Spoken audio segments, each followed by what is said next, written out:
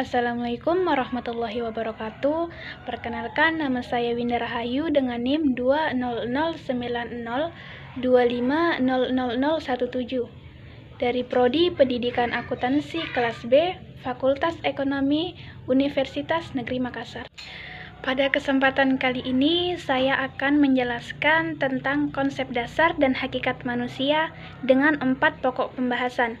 Yang pertama yaitu sifat dan hakikat manusia, yang kedua yaitu dimensi-dimensi hakikat manusia, yang ketiga yaitu pengembangan dimensi, dan yang keempat yaitu sosok manusia seutuhnya. Sifat dan hakikat manusia. Sifat hakikat manusia diartikan sebagai ciri-ciri karakteristik yang secara prinsipil membedakan manusia dengan hewan, meskipun antara manusia dan hewan banyak kemiripan, terutama jika dilihat dari segi biologisnya. Misalnya kera.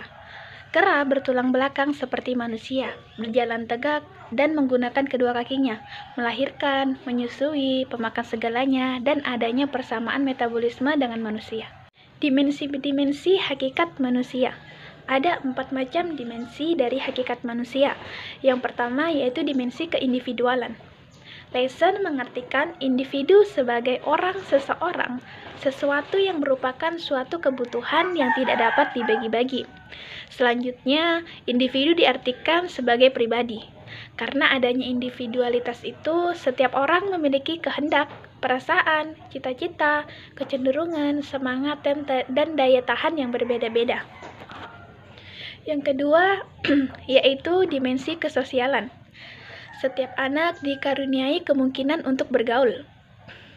Artinya, setiap orang dapat saling berkomunikasi yang pada hakikatnya di dalam terkandung untuk saling memberi dan menerima. Adanya dimensi kesosialan dalam diri manusia, tempat lebih jelas dorongan untuk bergaul. Dengan adanya dorongan untuk bergaul, setiap orang ingin bertemu dengan sesamanya. Seseorang dapat mengembangkan kegemarannya, sikapnya, cita-citanya, dan dalam berinteraksi dengan sesamanya. Yang ketiga yaitu dimensi kesusilaan. Susila berasal dari kata su dan sila yang artinya kepantasan yang lebih tinggi. Dalam bahasa ilmiah sering digunakan 2 macam istilah, yaitu mempunyai konotasi berbeda, yaitu etikat atau personal, kepantasan dan kesopanan, dan etika atau persoalan dan kebaikan. Yang keempat yaitu dimensi keberagaman. Pada hakikatnya, manusia adalah makhluk yang religius. Beragama merupakan kebutuhan manusia karena manusia adalah makhluk yang lemah sehingga memerlukan sifat bertompang. Manusia memerlukan agama demi keselamatan hidupnya. Dapat diartikan bahwa agama menjadi sandaran vertikal manusia. Manusia dapat menghayati agama melalui proses pendidikan agama. Pendidikan agama bukan semata-mata pelajaran yang agama yang hanya memberikan pengetahuan tentang agama, jadi sebagai efektif harus diutamakan. Pengembangan dimensi. Sasaran pendidikan adalah manusia, sehingga dengan sendirinya mengembangkan dimensi hakikat manusia menjadi tugas pendidikan. Meskipun pendidikan itu pada dasarnya baik, tetapi dalam pelaksanaannya mungkin saja bisa terjadi kesalahan-kesalahan yang lazim, yang biasanya kita sebut dengan salah didik. Sehubungan dengan itu, ada 2 kemungkinan yang bisa terjadi. Yang pertama, yaitu pengembangan yang utuh. Tingkat keutuhan perkembangannya dimensi hakikat manusia ditentukan oleh beberapa faktor. Salah satu di antaranya yaitu kualitas dimensi hakikat manusia itu sendiri secara potensial dan kualitas pendidikan yang diselesaikan untuk memberikan pelayanan atas perkembangannya. Yang kedua yaitu pengembangan yang tidak utuh. Pengembangan yang tidak utuh terhadap dimensi hakikat manusia akan terjadi di dalam proses pengembangan jika ada unsur dimensi hakikat manusia yang terabaikan untuk ditangani. Misalnya, dimensi kesosialan didominasi oleh pengembangan dimensi keindividualan, ataupun dominan efektif didominasi oleh pengembangan dimensi individualan, ataupun dominan efektif didominasi oleh pengembangan dominan kognitif. Demikian pula secara vertikal, ada dominan tingkah laku terabaikan penanganannya. Pengembangan yang tidak utuh berakibat terbentuknya kepribadian yang pincang dan tidak mantap. Sosok manusia seutuhnya. Sifat kodrati manusia sebagai individu sekaligus makhluk sosial merupakan suatu kesatuan bulat yang perlu dikembangkan secara seimbang dan selaras. Perlu disadari bahwa manusia hanya memiliki arti dalam kaitannya dengan manusia lain di dalam masyarakat. Secara umum, manusia digolongkan berdasarkan jenis kelaminnya, yakni laki-laki dan perempuan. Selain itu, penggolongan manusia juga dapat digolongkan dari usia. Setiap manusia memiliki ciri-ciri yang berbeda, baik dari segi fisik maupun sifatnya.